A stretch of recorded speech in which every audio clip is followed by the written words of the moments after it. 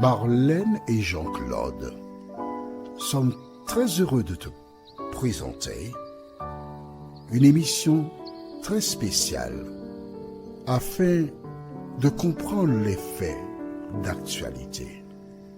Merci pour ta fidélité. Merci une fois de plus de nous recevoir à ton domicile. Aujourd'hui, nous avons un thème qui s'intitule « Au service de Dieu ». Au service de Dieu. Nous avons une seule référence. Elle vient de Nombres, chapitre 22, les versets 22 à 28. Nombre 22, versets 22 à 28. Avant d'aborder ce thème, prions. Notre Seigneur, notre Dieu, merci de nous parler. Merci de nous éclairer. Alors que nous nous apprêtons à lire au service de Dieu, cet esprit, merci de nous diriger dans toute la vérité, nous t'en prions. Au nom de Jésus, pour ta gloire éternelle. Amen. Je t'ai parlé de Marie-Jo de Toulouse qui m'envoie les questions. Il y a aussi Monique de Martinique, du côté de Schellcher. Mais il y a aussi Domi qui m'a envoyé ce matin. Nous sommes le 24 avril 2025 à 5h22, l'heure à laquelle j'enregistre cet audio. Et à mon réveil, j'ai reçu de Domi un récit. Alors attention. Lorsque tu marches avec Dieu, tu dois être attentif à sa voix. Et Dieu utilise des personnes pour te parler. Mais il faut être attentif pour entendre et comprendre le langage de Dieu. Quand j'étais jeune, mon père me raconta qu'avant l'éruption volcanique de 1902, il y a des animaux, des ânes qui étaient attachés, qui se sont débattus, qui se sont volatilisés, ils sont partis. Un grand nombre de ce qu'on appelle des bêtes à 1000 pattes sortaient de la terre et couraient littéralement. Il était de même de d'autres animaux. Les gens n'étaient pas attentifs à l'attitude des animaux. Quand il y a un tremblement de terre qui arrive, des gens savent que les chiens commencent à pleurer. Les animaux ont quelque chose de spécial qui leur permettent, avant que l'événement arrive, de sentir quelque chose. Alors, voilà l'histoire qu'il m'a envoyée. Je te lis l'histoire. La plupart des gens connaissent la tragique destinée du Titanic, mais rares sont ceux qui ont entendu parler de Jenny, la chatte qui vivait à bord et qui fut peut-être la seule à pressentir l'inéluctable. Jenny n'était pas une chatte ordinaire. Elle avait été embarquée comme chasseuse officielle du navire, chargée de tenir les rongeurs à distance. Lors des essais en mer, elle mit au monde une portée de chatons et un employé du nom de Jim Mulholland veilla sur elle avec tendresse. Jim lui aménagea un nid douillet près des cuisines, là où la chaleur des chaudières rendait l'endroit plus accueillant. Durant ces pauses, il partageait avec elle quelques restes de repas. Cette routine discrète instaurait une forme de sérénité, un îlot de paix au cœur de l'effervescence qui animait les préparatifs du voyage inaugural du plus luxueux paquebot jamais construit. Mais un jour, quelque chose changea. Quelques jours avant le départ du Titanic de Southampton vers New York, Jenny adopta un comportement étrange. Elle semblait agitée, comme troublée par une inquiétude que nul ne comprenait. Et soudain, sans crier gare, elle se mit à transporter ses chatons un par un, les tenant délicatement par la nuque pour les emmener hors du navire. Elle descendit la passerelle encore et encore jusqu'à ce que tous ses petits soient en sécurité sur la terre ferme. Jim observait silencieux et dans son esprit une étincelle jaillit. Cette chatte sent quelque chose que nous ignorons. Suivant son intuition, ou peut-être la sienne, Jim rassembla ses affaires et quitta le Titanic. Il n'y remit jamais les pieds. Le paquebot leva l'ancre sans lui. La suite, nous la connaissons tous. Des années plus tard, devenu un vieil homme, Jim confia cette histoire à un journaliste. Il attribua à Jenny le mérite de lui avoir sauvé la vie. Son instinct, ancien, muet, inébranlable, fut peut-être la seule véritable alerte jamais donnée. Parfois, les héros ne portent ni uniforme, ni médaille. Parfois, ils ont une fourrure douce, des moustaches frémissantes et un cœur qui sait tout simplement. Pourquoi ai-je reçu cette histoire? Je ne crois pas au hasard. Je crois que quelque chose arrivera. Parce que la Bible déclare, parmi les signes du retour de Jésus, qu'il y aura tremblement de terre, éruption volcanique, etc. Mais pourquoi ai-je fait cette édition spéciale? C'est pour t'interpeller, pour que tu saches que l'Éternel utilise des animaux pour te mettre en garde. De la même manière que cette chatte a sauvé la vie de cet homme, je t'invite à porter attention à tout ce qui se passe.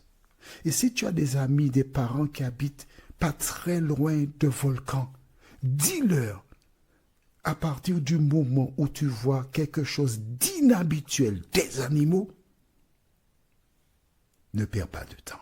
Mais quand même, lisons la Bible. Mais si, prenons la Bible dans le livre de Nombres, chapitre 22, et nous lirons à partir du verset 22 jusqu'au verset 28. C'est l'histoire d'un homme qui s'appelle Balaam, qui voulait coûte que coûte aller répondre à la demande du roi Balak, qui avait promis des richesses afin de maudire le peuple de Dieu. Dieu lui avait dit non, mais Balak envoya d'autres personnes pour le convaincre. Alors, il demanda à nouveau à Dieu, est-ce que je peux aller, Seigneur? Permets-moi d'aller, je veux aller. Et Dieu ne résiste jamais aux gens. Il est parti. Et que s'est-il passé en chemin? Lisons dans Nombres chapitre 22, versets 22 à 28. Que dit la Bible? La colère de Dieu s'enflamma parce qu'il était parti. Alors l'ange de l'Éternel se plaça sur le chemin pour lui résister. Balaam était monté sur son ânesse, et ses deux serviteurs étaient avec lui. L'ânesse vit l'ange de l'Éternel qui se tenait sur le chemin, son épée dégainée à la main. Elle s'écarta du chemin et partit dans les champs. Balaam frappa l'ânesse pour la ramener dans le chemin. L'ange de l'Éternel se porta sur un sentier entre les vignes, bordé de murs de chaque côté. l'ânesse vit l'ange de l'Éternel. Elle se serra contre le mur et pressa ainsi le pied de Balaam contre le mur. Balaam la frappa de nouveau. L'ange de l'Éternel passa plus loin et se posta à un endroit où il n'y avait aucun espace pour s'écarter, à droite ou à gauche. L'ânesse vit l'ange de l'Éternel et elle s'affaissa sous Balaam. La colère de Balaam s'enflamma et il frappa l'ânesse avec un bâton. L'Éternel fit parler l'ânesse et elle dit à Balaam, « Que t'ai-je fait pour que tu m'aies frappé déjà 3 fois ?» On s'arrête ici. Tu veux connaître la suite de l'histoire? C'est intéressant. Eh bien, tu n'as qu'à lire la Bible. Tu vas découvrir. C'est pourquoi je te dis de lire la Bible toi-même. Que se passe-t-il? Balaam voulait aller coûte que coûte. Et voici, Dieu envoya un ange qu'il plaça sur la route de ce dernier. Et l'ânesse vit le danger, pas Balaam. Et à 3 reprises, l'ânesse a tout fait pour sauver la vie de Balaam. Aujourd'hui, Dieu t'indique qui que tu sois, porte attention à tes animaux. Les animaux peuvent être l'instrument ou les instruments que Dieu veut utiliser pour sauver ta vie. Ils sont au service de l'Éternel des armées. Ne prends pas la parole de Dieu à la légère, mais fais comme le psalmiste déclare, « Je serre ta parole dans mon cœur afin de ne pas pécher contre toi. » La chatte génie sauva la vie de cet homme. Dieu voudrait t'avertir, non seulement à travers les animaux, mais à travers la parole. Et il veut te dire une chose, ma fille, mon fils, le monde va vers sa fin. Le monde va vers sa fin. Je reviens bientôt chercher mes enfants. Il est temps pour toi de faire un choix. Il est temps pour toi de laisser ce monde et ses attraits. Il est temps pour toi de me donner ton cœur. Car à mon retour, il sera trop tard. Es-tu prêt pour le retour de Jésus? Alors bien sûr, les Simpsons déclarent que en 2026, mais n'écoute pas ça, hein, parce que Jésus peut venir à tout moment à partir de maintenant. La mort peut frapper à la porte de ton cœur à tout moment à partir de maintenant. L'important, c'est que tu sois en paix avec l'Éternel des armées. Qu'en est-il de toi? Dis-moi, est-ce que tu es en paix avec Dieu? Veux-tu faire la paix avec lui? Parce qu'il est là. Et qui que tu sois, quelles que soient tes difficultés, quels que soient tes problèmes, Jésus a fait une promesse. Il a dit, je ne mettrai pas dehors celui qui vient à moi. Alors, tourne tes regards vers lui et sois attentif, non pas aux animaux seulement, mais aussi à la parole qui te dit que Jésus revient bientôt. Prions. Notre Seigneur et notre Dieu, merci pour la parole. Merci pour ta présence. Merci pour le salut. Merci pour la vie éternelle. Merci de continuer de nous éclairer, nous t'en prions. Au nom de Jésus et pour ta gloire éternelle. Amen. Que l'Éternel continue de t'éclairer. Et il me tarde de te retrouver. Nous sommes parvenus au terme de notre réflexion. Si d'aventure tu as une question, il te suffit d'envoyer un message par le biais de WhatsApp au numéro suivant, plus 596 696 88 93 93. Et alors Jean-Claude, moi, je me ferai un réel plaisir de répondre à ta question.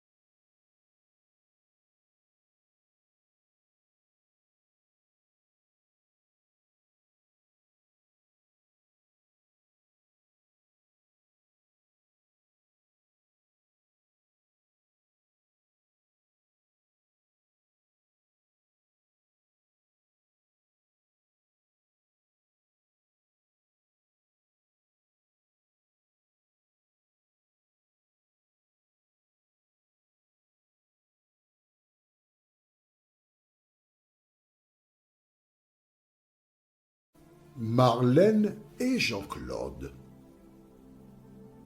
te présentent pour 2026 la série qui s'intitule « Voici, il vient ». Merci pour ta fidélité et que l'Éternel continue de t'éclairer tandis que tu découvres la vérité. C'est toujours avec bonheur que nous te retrouvons afin de continuer de grandir dans la connaissance de la vérité. Tu m'excuseras, mais j'aime en introduction toujours rappeler, parce que nous avons de nouvelles personnes, qu'il est indispensable d'avoir un cahier au minimum de 300 pages, la Bible, et de quoi noter. Pourquoi? Car souvent, des personnes écoutent et elles oublient, parce que l'ennemi était à l'œuvre pour arracher le plan que Dieu place dans le cerveau. D'où la nécessité pour toi de prendre des notes. Tout ce que tu découvres, tout ce qui est nouveau pour toi, tu notes.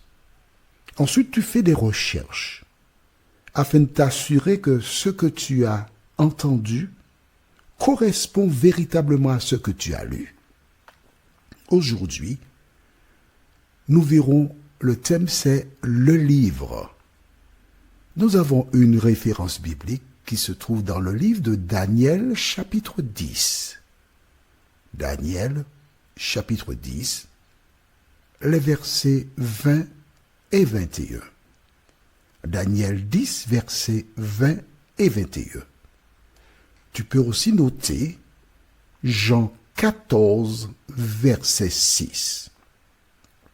Jean 14, verset 6. C'est important parce que je vais te montrer aujourd'hui comment lire ce que nous appelons aujourd'hui la Bible. Avant d'aborder notre thème, prions. Notre Seigneur et notre Dieu, nous voici encore en ta présence, avec le désir d'harmoniser nos connaissances avec l'enseignement que toi tu donnes. Alors cet esprit, merci pour ta présence. Merci de nous diriger dans toute la vérité et que nous puissions jour après jour correspondre à ce que tu attends de nous, nous t'en prions. Au nom de Jésus et pour ta gloire éternelle. Amen. Précédemment, nous avons vu que Paul écrivit une lettre à Timothée qu'il considérait comme son fils. Timothée était le fils d'une femme hébreu et son père était grec. Et forcément, le père cherchait à gagner son fils pour qu'il soit un petit grec. Et la maman qui passait plus de temps avec lui cherchait à lui prodiguer les formations nécessaires pour qu'il soit un hébreu. Voici l'une des raisons pour lesquelles il est important de ne pas s'unir à quelqu'un, de ne pas épouser quelqu'un qui ne partage pas ta foi. Car le simple fait d'avoir une foi différente crée certains problèmes. Prenons un exemple. Une certaine communauté s'oppose aux transfusions sanguines. Transfusion sanguine, non, on ne fait pas cela chez nous. Une autre communauté, par exemple, estime que l'on peut baptiser les bébés ou les petits-enfants. Imagine qu'une femme qui vient d'une communauté où on ne fait pas de transfusion sanguine épouse quelqu'un qui, pour elle, c'est normal qu'on baptise les enfants. Lorsque l'enfant viendra un jour, que se passera-t-il?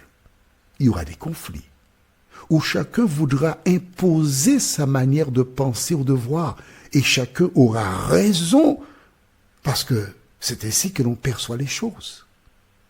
Eh oui, afin d'éviter les conflits, il est important de ne pas s'unir avec une personne qui est obtus, c'est-à-dire qui est convaincue, qui ne veut rien savoir, et même lorsque la personne voudrait essayer de te comprendre, cela produira des conflits. La mère de Timothée avait donc un défi à relever. Et Paul indique, tu connais les saintes lettres qui peuvent te rendre sage à salut. Mais le livre, ou les livres, parce qu'à l'époque, il y avait donc les parchemins, où chaque livre était inscrit dans un rouleau. Dans le livre de Daniel, nous avons fait une découverte intéressante.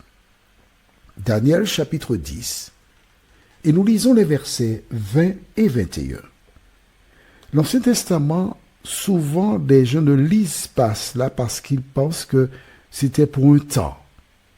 Mais le temps nous révèle les objectifs. Lisons. Daniel 10, versets 20 et 21 de ma version dit, « Il m'a dit, sais-tu pourquoi je suis venu vers toi? Maintenant je retourne combattre contre le chef de la Perse et, quand je partirai, le chef de la Grèce viendra. Cependant, je veux t'annoncer ce qui est écrit dans le livre de vérité.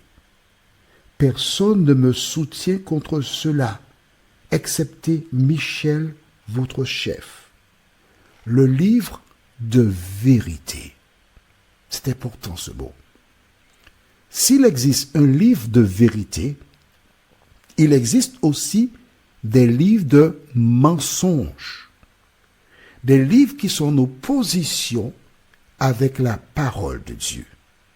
Je rappelle que cette série est réalisée spécialement pour des personnes qui ont acheté une Bible et qui ne savent pas comment lire, comment chercher, où chercher. Et à travers la série, je t'explique la base pour que tu avances progressivement à ton rythme. Beaucoup de personnes qui ont des Bibles depuis des années pensent connaître, mais je puis t'assurer que beaucoup d'entre elles sont dans l'ignorance. Ce que je voudrais que tu retiennes, pour l'instant, c'est ce mot, vérité, le livre de vérité. Qu'est-ce que la vérité? Un jour, Pilate posa la question à Jésus. Mais dans Jean 14, verset 6, nous avons la réponse. Maintenant, la réponse qui se trouve dans ce chapitre, Jean 14, verset 6, elle ne s'applique pas en toutes circonstances. D'accord? Alors, Jean 14, verset 6, je te laisse le temps pour trouver la référence afin que nous puissions lire ensemble. Il n'est pas question que je lise seul. Il faut que tu fasses tout avec moi.